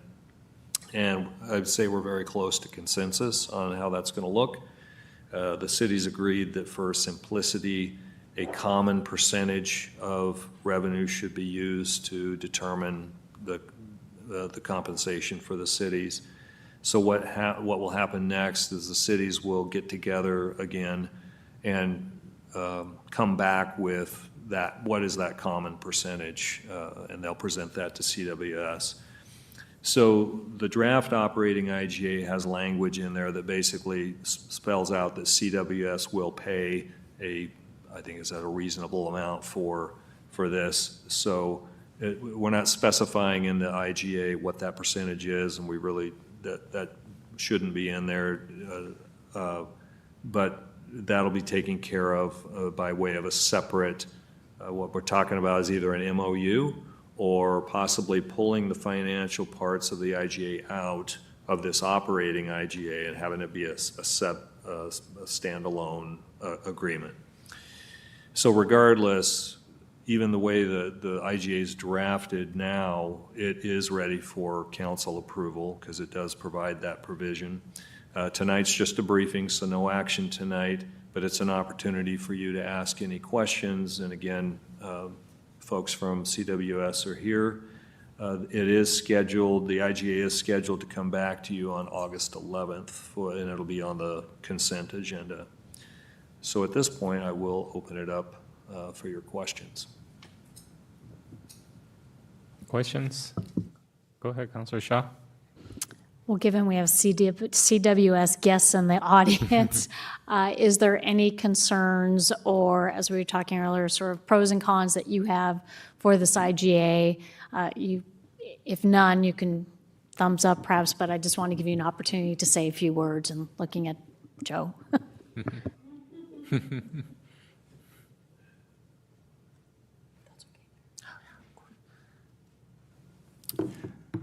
Councilor Shaw and Mayor and fellow councilors, Joe Gall, Chief Utility Relations Officer. We feel really positive about our relationship with Tigard. Brian did a great job. I was whispering to my staff, like, I want to take him on the road because I've got 8 of these that we're trying to get done by November 1st, and he described it very well. Tigard did benefit from the work that Beaverton and Hillsborough did. It was a fairly easy conversation to have. I also want to reiterate, I think, as someone has worked in Washington County for many years, I think the cities, the large cities, have been doing the billing for many decades without any compensation. And I think it's probably long overdue that we pay the city for the work that you do on our behalf. So I think that we had a very positive meeting yesterday. I think we'll get there very quickly. That's an important component to our relationship. And we enjoy working with Tigard. We feel part of the Tigard team, and we feel like Tigard is part of the CWS team. And I always joke that this is kind of a prenup. Amen. So it's not like we pull this out every day and see who's supposed to do what, but it's a much better, clearer document. So when there is issues, we can pull it out and say, what did we agree to 3 years ago? And let's figure that out. The other is it's a 5-year agreement, and I think we had a history of having 20-year agreements, which are way too long. The world changes very, very fast. So we will revisit this every 5 years. And as I may have said in a previous presentation, this is a permit requirement, so DEQ is actually requiring us to update all of our operating agreements by November 1st. So with that, I also want to acknowledge Chris Faulkner and Megan Comer in the audience. They're the ones that really did the heavy lift in terms of coordinating with your staff, and we really enjoyed working with Tigard and look forward to a long future together. Thank you. Well, thank you so much. I appreciate the sentiment that you want to pay cities who are doing your billing work. So thank you for that. Yeah. Okay. With no question or comments, thank you so much. Yep. And I have to say, yeah, go ahead. We were partners on the Ash Creek grant application, Yes. and we were very disappointed with Metro's decision last week. We understand the process, but we are a committed partner. So we're Thank ready you to so sit down much. with your staff as you reassess the future and what can we do together. So Yeah, I really appreciate you sending CWS staff to the Metro meeting. And they were with me there for 6 hours waiting to testify. Yes. So we will make sure this trail will be built. So thank Yep. you so much. We feel the Appreciate same it. way, so Yeah. thank you. Thank you. All right, so let's move on to the next item on the agenda, which is facility next steps. Again, City Manager Rager will provide the staff report. All right, good evening again. So I'm here tonight at your request to start a conversation about potential next steps related to facility needs in the city. I'm also joined tonight by several members of our project team that worked on the proposed police and public works facility concept, and some maybe weren't on that project but are here just expertise related to projects and how projects move forward. Given the results of the May election, where a proposed bond to pay for the police public works concept did not get approved, and the council asked staff to start this conversation about next steps. Our project team met last month in what I would describe as a brainstorming session, and I provided details from that discussion in the agenda item summary. I want to clarify that the information in the summary is only there to really get the conversation started. We provided some ideas as to next steps that the council could consider. The scenario I laid out in the what, where, and sequencing section of the report is one way of moving forward. As to timing, we noted the upcoming renewal of the public safety levy and how the city might coordinate a future general obligation bond proposal with that renewal effort toward a standalone PD facility. Before I open this up for questions, I think it's also important to provide some context around how we got to where we are now. And this may also shed some light as to, how some of the ideas got presented in the summary. So a lot of this comes from my own experience, being here. In 2006, Public Works lost one facility to the Ash and Burnham intersection project. In 2008, the city did a facilities system plan, and that was done by an outside consultant, and that laid out proposed sequencing and acknowledged the needs of both police and Public Works at that point. And the idea was to move Public Works out of the downtown first, which would then open up the existing Public Works site for a new police facility. In parallel with this, the downtown visioning work that was taking place at that time acknowledged that Public Works is a non-conforming use in the downtown. So it's really, we're more of an industrial use and not great for what was envisioned for the downtown. So Public Works began looking for land somewhere around 2010. Meanwhile, time goes by and Public Works lost another facility toward the development of the Atwell Commons project, and also police experiencing problems with their building and just the aging of the structure and losing, just running out of space. The city looked at a one-campus approach around 2013. That was re-envisioning what would happen here at the Civic Center. That did not move forward.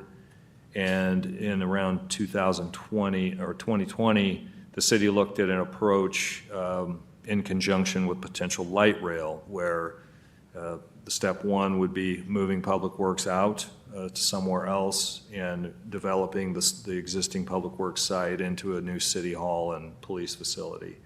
That did not move forward, largely due to the light rail project not being approved by voters. Meanwhile, problems continue to compound with running out of space and the facility issues. Public Works continued to look for property because it was acknowledged that moving that function was a good first move, kind of the first domino to tip over. And as you know, property was secured a few years ago, And then former city manager Reimer asked during due diligence if we could manage to squeeze both Public Works and PD on that property on Wall Street. So, and then you know the history from there. But that history plays into some of the ideas that were shared. And what we're looking for tonight is just direction from you.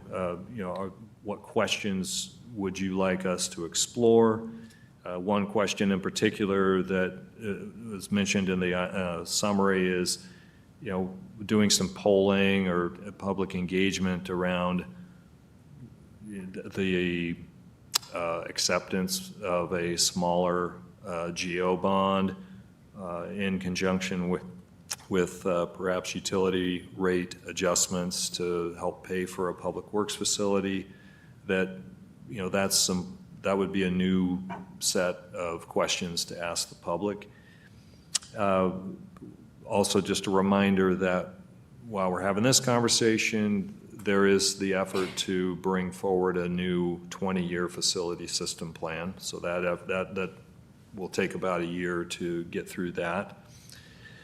So, you know, I guess part of the direction we're looking for is, you know, related to public engagement. What's important to you? What are you looking for there? What kind of questions do you think we should be asking? And yeah, that's where I'll leave it for now, and I'll open it up for discussion and your questions at this point. All right. Thank you, City Manager Rager.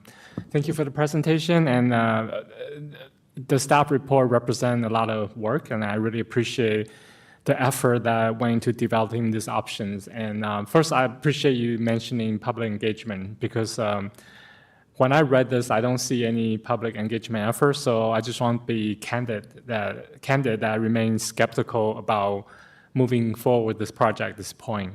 So just remember back in February, according to our polling, 56% of residents expressed support for the bond after hearing more information about the project. But when I knock on hundreds of doors during the campaign, I repeatedly heard questions and concern about the city's approach. So the vast majority of residents I spoke with, they understand that, you know, our 40-year-old police and public works facilities need to be addressed. That's an issue. But their question were about, you know, the proposal itself. You know, why is it $150 million? Why, as you mentioned, why do we need to have two facilities together? And what happened to the existing facility? Are there ways we can reduce the cost? So I think those are reasonable questions. And the election result obviously showed that we did not adequately answer those questions for the voter. So, and just going back when this previous proposal was first being discussed, I requested that the city establish a community input committee or citizen input committee, but that request did not move forward. So, and I personally think that that was a missed opportunity that we need to address if we decide to go forward with anything. And I publicly stated many times, as mayor, I will not support moving forward with another major facility plan without robust community involvement. At this point, again, I just don't see any component of that in the staff plan. So for a major project like this, we need to work with the people, not ahead of the people.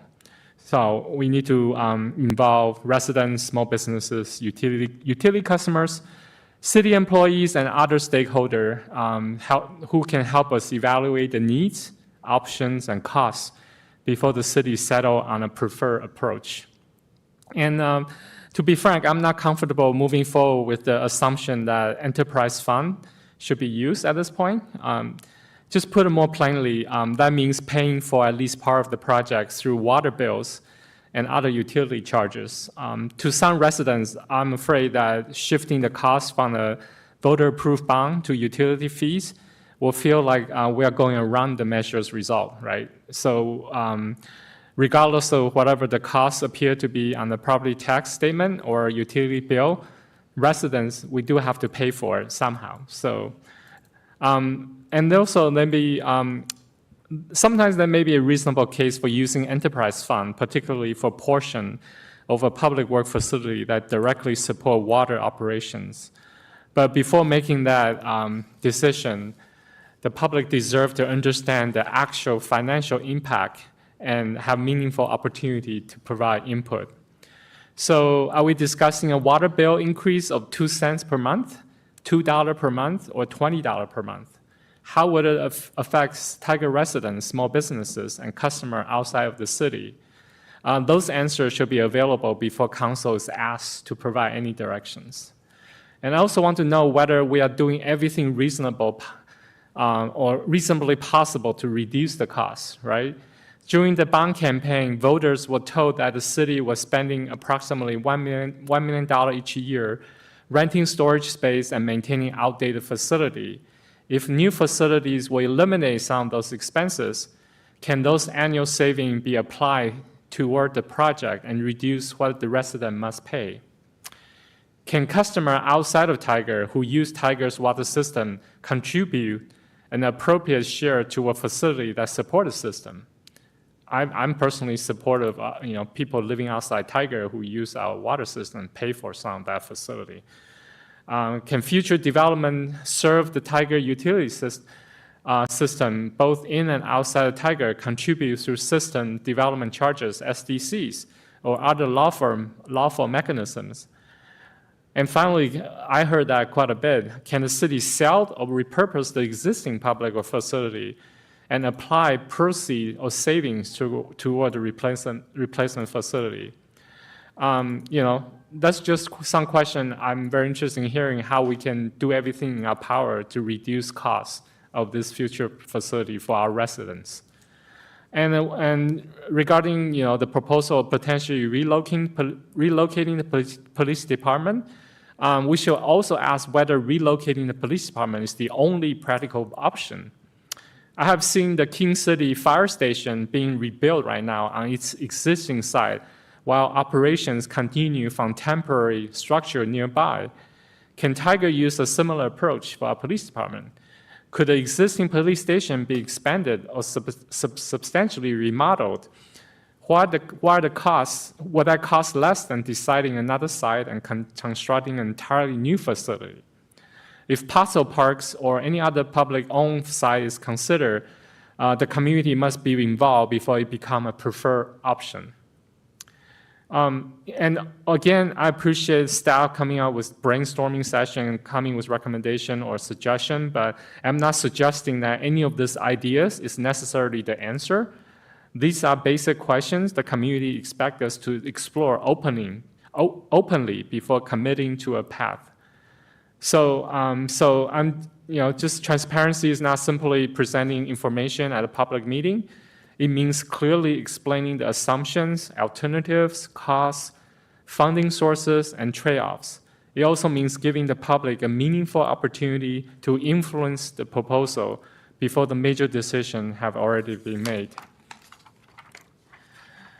The voters told us that the previous proposal was too expensive and that we had not earned sufficient confidence in the approach. We need to listen carefully to that message. I support addressing the legitimate needs of our police and public work employees. They deserve safe, functional facilities that allow them to serve the community effectively. But we must address these needs in a way that residents and small businesses can afford and understand. Before moving forward, I would like to see a structured community engagement process, a side-by-side comparison of the available options and the anticipated monthly impact on utility customers, and a comprehensive review of every reasonable opportunity to control the cost. I would also like that community engagement to begin before staff develops a preferred alternative, not after. We should take the time to get this right. Our goal should not simply to be find another way to pay for a project. It should be to develop the right project at a responsible cost with the community involved from the very beginning. So that's my comment. So Councilor, Councilor Slack? Thank you, Mayor, and I'm largely aligned with the points that you raised and the concerns that you raised. I think if I were to just sort of add on to a couple of points, the way I would describe it is I think there's a lot of history, like with a lot of these long-term projects that new council members interact with. I know I feel like when I was appointed in July of 2024, I was sort of thrown in the middle of where this project was. So I would recommend, based on the May result, that we, the way I would phrase it is we need to go back to first principles on how to address this issue and bring the community along with us every step of the way. I would like to definitely see side-by-side options, like the mayor said, of what we can afford at different price points and what the trade-offs are in pursuing different options and different revenue measures. I think that would have really helped tell the story of how we got to where we were with the previous proposal. And I think whatever the next proposal looks like, being able to explain sort of through presenting different options would be helpful for the community and for council. And then finally, there was a suggestion of pursuing another GO bond for a portion of our police facility needs, as well as the public safety local option levy. I think it would just be good practice structurally moving forward to have a council liaison or subcommittee designated for anything that would require a ballot referral. Just because ultimately the city may be heavily involved before referral, but it's going to have to transition over to a community-led campaign. And I think the council, as the elected representatives of the community, can help provide input throughout the process of what the community would and would not be willing to accept. So that would be what I would add in addition to Mayor Hu's remarks. Thank you. Thank you. Any comments or question? Go ahead, Councilor Shaw. I appreciate both of your comments on this and support both Mayor Hu and Councilor Schlack. I know you've been much more engaged, so I really appreciate your involvement here and appreciate staff and all the work putting these different options together. I like the idea of a side-by-side comparison so we can compare and the community compare. I like the idea of having a community committee that reviews it, and I really support the idea of having a council liaison so that the input is shared back and forth. So thank you.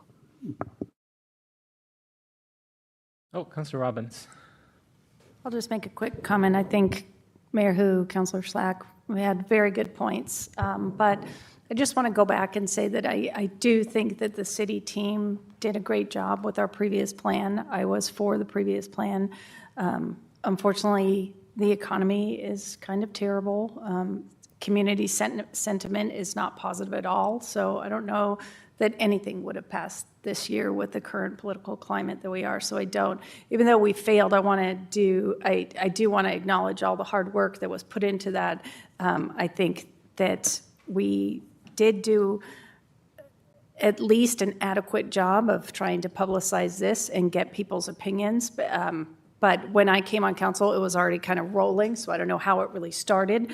But from the time that I was on, we were talking about it. We were doing tours. We were, trying to show people what we really needed. I think there might be a lack of understanding of what is done at Public Works and the big equipment that needs to be stored, and also the super cramped facilities that we have there. I'd love to do more video tours and get it out on the internet, but I just don't want this to come across as us simply saying that was bad and we're going to do something better. We did a lot, everyone did a lot of hard work, and it didn't work out, and we're going to learn our lessons and try again.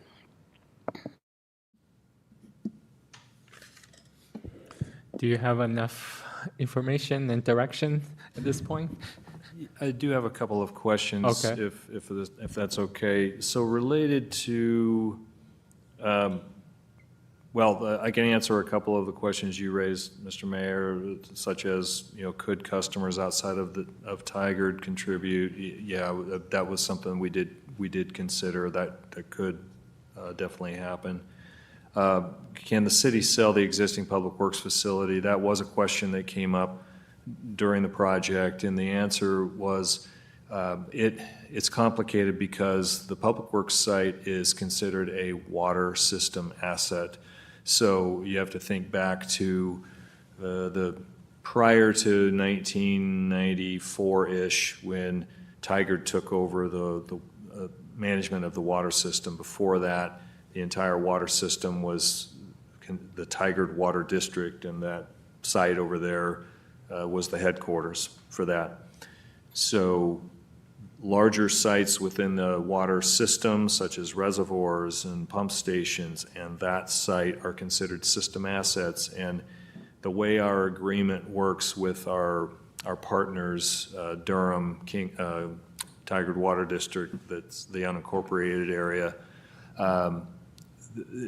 if that site is sold, the proceeds have to go into the water fund. So they would not be able to be used to like help pay for a new project, but they would go into the water fund. So any water fund contribution to the project, sure, I mean, that the proceeds from the sale of that site would feed that same fund that would contribute. A question I have is for us to do side-by-side comparisons. I'm envisioning the need for some level of, well, what are we talking about? And as far as a design, I'm not talking about full-on design, but like conceptual design of something. And then, well, how much is that something going to cost? That takes expertise that we don't necessarily have in-house. And so so I guess my ask or my question to you is, are you open to, if we have to develop some budget around doing some of that research so we can do side-by-side comparisons, are you open to that if we bring that forward in, say, the budget process? Yeah, that seems reasonable to me. I'm open, subject to seeing what the cost is. Yeah. Go ahead, Councilor Galusi. Thank you, Mayor. Along those lines, I know that we did sort of have this cost comparison when we talked about it in December of last year, but we weren't given sort of the pros and cons. So that's when we were asked, do we do the 150 versus the 130? And I know I specifically asked, okay, well, what happens if we do the 130? And the answer was, well, we won't be able to do everything that we want, kind of thing. So it wasn't that if we do this, we lose like the indoor shooting range or this, or like specifics of what it would lose. It was more of a, this is our plan. We won't be able to do what we plan without it. We're going to ask for more because if we don't spend all of it, then it could be paid off quickly and it could go back to the tax base. I agree with Councilor Gadusi, and that's partly where my feedback came from, because by the time the council had that discussion, I think we were weeks away from the deadline to refer. So this would be in part to get ahead of it, to say, okay, if we did 130, okay, conceivably, these are the features we could afford. These are the features we wouldn't be able to afford realistically. And then if it were, say, 150 or any whatever amounts we're looking at, it would just be helpful. I'm not asking for visual renderings of what it could look like. Yeah. It's more functionally understanding what use cases we could address, what use cases we couldn't address, and how that would impact operations moving forward. So even if it's just a table of price, here are the bullet points of what could and could not work, that would be sufficient from my perspective. And to my point, all the options for how we can, find alternative funding sources, so Tigard taxpayers are not the only ones paying for anything. So we have to show voters or Tigard residents we are thinking everything possible to control the costs. So yeah, so I think just a table will be very helpful to me too. So. Okay. I'm going to just turn to our internal team, just to give them an opportunity. Is there anything that we haven't discussed that you want to bring into this, or good? Okay, great. I think we have what we need for moving ahead. Thank you. Do you have new information for us? Do we need to read it before we talk? If we do, I want to take a little break so I can take time to read what you have proposed. Yes, I have additional information that I would like to pass out. Okay, so let's take a 10-minute break, and we'll be back at... Council, if I can suggest, it won't take 10 minutes for you to read it. It's just a short table of the information being presented, so it shouldn't take that 10 long. minutes, let's come back at 8 o'clock. Okay. All right, we'll be in recess until 8 o'clock. Thank you.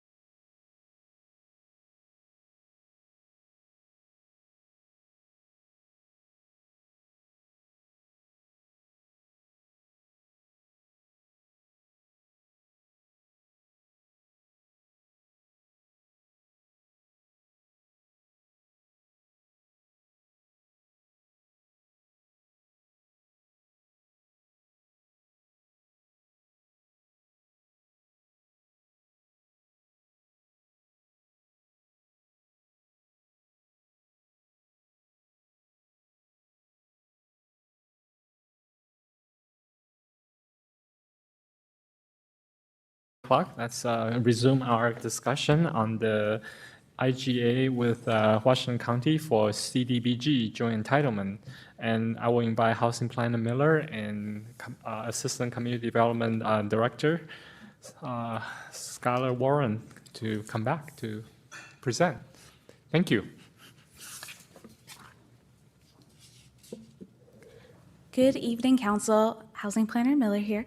Thank you for the opportunity to discuss and provide you all with additional feedback.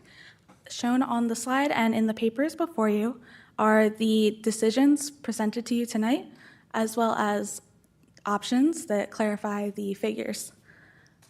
For reference, the annual CDBG allocation is a formula-based grant from the federal government. Annually, Tigard is entitled to $270,449. Of that, we enter into an agreement with Washington County that determines the allocation split. Option 1 presented before you is to adopt or provide direction for a 50-50 split. That would look like an annual allocation of approximately $135,250, totaling $405,750 over 3 years. The outcome of this option is that the city would retain a vote on the Policy Advisory Board for the county's facilities, grants, and nonprofits would have access to compete for these grants. In option 2, this would be a 65-35 split of the allocation. Annually, that would be $175,824, totaling $527,473 over 3 years. The outcome of this option is the city would have access to additional funds. The city does not retain a vote on the Policy Advisory Board for a county's facilities grants, and nonprofits cannot compete for these grants. The difference between these is $40,574 annually, or $121,723 over the 3 years. Then, decision 2 is the allocation schedule. There are 2 options presented before you. Option 1 is to receive annual allocations, so the annual figure in option 1 and 2 above. And then option 2 is to roll up the allocation to receive 3 years of the allocation during year 2. Thank you. Questions, Councillor? Or are you ready to? Go ahead. So thank you so much. I really appreciate it. And thank you for the quick putting this together. So option 1 is staying the same. So we wouldn't, it's the current IGA that we have with Washington County, and so that wouldn't change, whereas option 2 would change because of the split, correct?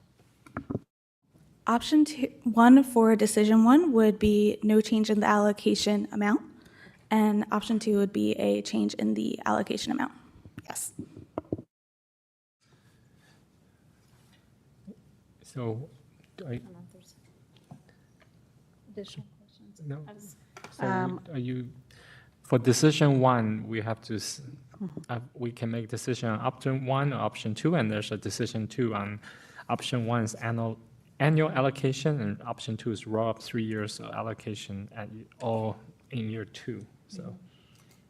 So Mayor, it would be my recommendation that we choose option 1, thanking staff for all the work they've done. I think with Washington County, the intergovernmental agreements, I don't know if any of us initially knew they could be negotiated, but now that we know, if we stick with the current intergovernmental agreement, that gives us 3 years to put our housing production and plan. We'll by then know what land could potentially be acquired and disposed, or they call it acquisition, disposition.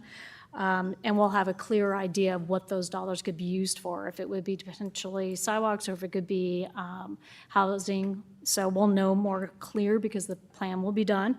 So that's why, as the liaison, I would recommend that we go with option 1, and this gives us 3 years to complete that housing production plan. We'll be clear and we know exactly then what those dollars could go for.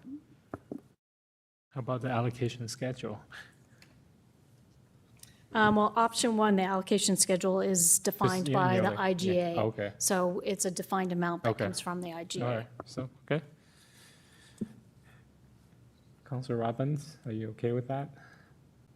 Yes. Okay. Yes, I'm fine. My only other question is that Councilor Shaw had brought up wording in the resolution regarding whether or not council is giving up its policy-making decisions, and has that part been figured out, or will we look at that later? Yeah, council, the resolution doesn't need to change. It'll be the policy direction that council gives tonight, and we will update the IGA to reflect that. Councilor Gudusi? I agree. Agree? Okay. Councilor Schlack? Sure, let's keep the status quo. All right. Councilor Anderson? Questions, comments? No, I agree with that proposal. The difference really is $40,000. I think our nonprofits in our city could benefit that, or maybe even more over that life. So yeah, I would just say option one. Let's look at it for 3 years and take another stab at it. Okay. Do you need us to have a motion and vote on it? Please, and I also want to clarify decision point 2. So yes, it is, as Councilor Shaw said, stated in the IGA, this is one point where we can negotiate the IGA. Do we want all of our money in year 2 in a lump sum, or do we want it each year? The staff recommendation is that there's a potential benefit to having more money, but if council wants to have a consistent amount every year, staff is just fine with that too. So that would be the second policy decision that we would look to council for.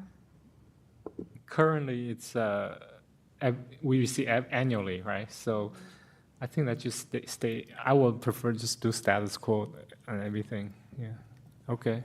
If I may, just to talk about the pros and cons of that, because it's such a small amount of money, annually $120,000, we don't have an identified project to put $120,000 towards. We currently are using that money for our affordable homeownership program, and that has the impact of federalizing that entire program through a subrecipient agreement with the contractor that runs that. So the impact of that would be shifting to try to find another way to spend the $121,000, I think, per year. No, sorry, 135 per year 35 versus to the 50. 405 in year 2. Go ahead, Councilor Anderson. So you have to use that? Or could you bank it and just say Yeah. for future projects? No. Trinh can probably speak more about the federal spin down requirements that come with CDBG funds. Yes, so these funds are subject to CDBG timeliness reporting and expenditures. So the projects can exceed more than 1 year, but per our previous IGA, and in order to continue to meet timeliness, we had only a 50% of our rollover allowed for the annual allocation. So that was to continue to meet timeliness. So by rolling it up in year 2, we still meet our timeliness, but we receive that lump sum and don't have to work on multiple smaller projects. So 3 years, Yeah, option 2. not at all. So you couldn't roll it over for 50 multiple years, yeah. 50% of that. Correct. We would not be able to roll over more than 50% of the allocation for multiple years. Go ahead. So to me, we're back at square one. If we go with option 2, the roll-up of 3 years of allocation, that means in 2028, we receive $527,000. And again, the question is, from a policy perspective, this council has not made a decision how that would be spent. So if I'm hearing, and we've agreed that this will come back to council, and there will be no negative impacts on nonprofits if they were to apply via RFP or any housing project, there'd be no negative impact for housing project, then we could move forward. Is that? Oh, is it, we vote on option 1, 50-50 split, but option 1, step 2 will still be 50-50, or is? Decision 2 is completely independent of decision one. So decision one is about the split, and the split is what impacts the city's participation in the Policy Advisory Board vote, and it's what impacts the eligibility of local nonprofits to apply for facilities grants. Decision two has no impact on either of those outcomes. It's just an operational consideration for the city of whether we have a lump sum to work with or whether we have a smaller amount each year to work with. So just for clarity, if we choose option one, but go with option two and the allocation schedule, we would get how much then in year, the roll-up of 3 years for option one? If the council decided to pursue option one for the allocation amount and option two for the allocation schedule, that would be a 3-year total of $405,750. And then do we still then retain the PAB seat? And do we also then retain the ability to spend those dollars with council's direction or towards policy? Yes, as listed under the outcomes for option one, the city would retain the PAB seat and be able to vote on the county's facilities grants, and nonprofits would have access to compete for those grants, and the direction of the allocation spend would also come from city council. Okay, we're fine. Okay. Are we all fine with, for step, decision one, option one, decision two, option two? I'm fine with that, yes. Okay, we're all fine with that? Okay. All right, so some counselor know how to make a motion or? Council, if the motion could also include to authorize the city manager to sign and execute the agreement. Okay. Anybody got that?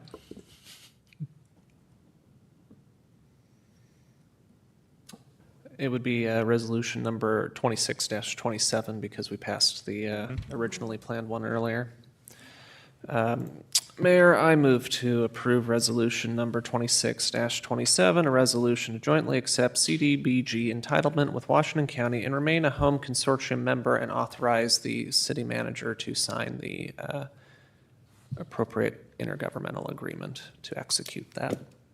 Is that good enough? Yeah. Good job, Councilor Schlatt. I'll second. All right, so the motion has been moved and second. Any further discussion? All those in favor say aye. Aye. Aye. Aye. Opposed say nay. Well, the resolution passed with the unanimous vote of the council present. So thank you so much for your work today. All right. Thank you. There being no additional items, this meeting is adjourned. Good night, Tiger.